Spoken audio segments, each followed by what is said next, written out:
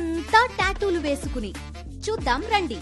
పూర్తి వివరాలకు చదవండి రేపటి సాక్షి దినపత్రిక.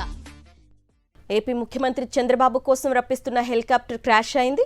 ముంబై నుండి విజయవాడ వస్తున్న హెలికాప్టర్ మార్గ మధ్యలో పూణె వద్ద కుప్పకూలింది. అదృష్టవశాత్తు అందులోని వారంతా తీవ్ర గాయాలతో బయటపడ్డారు. అయితే చాపర్ కూలిన తర్వాత తెలిసిన ఘటనలు కొన్ని విస్తుపోయే నిజాలు వెలుగు చూశాయి. మెయింటెనెన్స్ లో ఉన్న హెలికాప్టర్ను ఏపీ అధికారులు ఒత్తిడి చేసి ఉన్న పళంగా రప్పించడం వల్లే అది క్రాష్ అయిందన్న చర్చ జోరుగా సాగుతోంది. ఏపీ ముఖ్యమంత్రి చంద్రబాబు కోసమని ఏపీకి రప్పిస్తున్న హెలికాప్టర్ క్రాష్ కావడం కలకలం రేపుతోంది. శనివారం మధ్యాహ్నం ముంబై నుండి విజయవాడ వస్తున్న BTGVI AW139 నెంబర్ గల హెలికాప్టర్ క్రాష్ అయింది.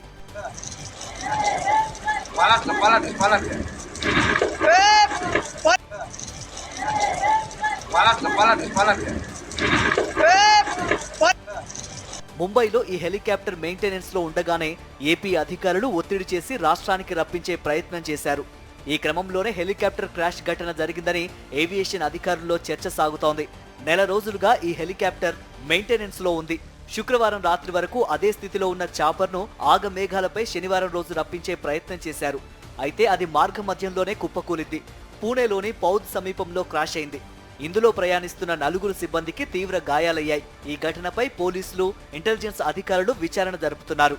ఈ helicopter AP aviation coordinator Narasimharao ఆదేశాల మేరకే విజయవాడకు రప్పించే ప్రయత్నం చేశారు. సీఎం చంద్రబాబు వినియోగిస్తున్న హెలికాప్టర్ను నెల రోజుల క్రిందటే మెయింటెనెన్స్ కు పంపారు. దాని స్థానంలో ఇప్పటికే ఒక హెలికాప్టర్ను రాష్ట్ర ప్రభుత్వం సిద్ధం చేయగా దీనినే ప్రస్తుతం వినియోగిస్తున్నారు సీఎం చంద్రబాబు. ఇప్పటికే ఒక హెలికాప్టర్ ఉంటుండగానే మరో హెలికాప్టర్ కోసం ఏవియేషన్ కోఆర్డినేటర్ నరసింహారావు ఒత్తిడి చేశారని చర్చ సాగుతోంది. అసలు ఎవరి కోసం ఈ రెండో హెలికాప్టర్ రప్పించారు? ఇప్పటికే ఒక హెలికాప్టర్ ఉంటూ ఉండగా మరో హెలికాప్టర్ను ఎందుకు రప్పించే ప్రయత్నం చేశారు? అది కూడా మెయింటెనెన్స్ లో ఉన్న హెలికాప్టర్ను ఒత్తిడి చేసి మరీ రప్పించాల్సినంత అత్యవసరం ఏముంది అన్న కోణంలో పోలీసులు, ఇంటెలిజెన్స్ అధికారులు విచారణ జరుపుతున్నారు. ఇప్పటికే ఏపీలో 2009లో దివంగత ముఖ్యమంత్రి వైఎస్ రాజశేఖర్ రెడ్డి ప్రయాణించిన హెలికాప్టర్ క్రాష్ అయిన విషాదం చోటు చేసుకుంది.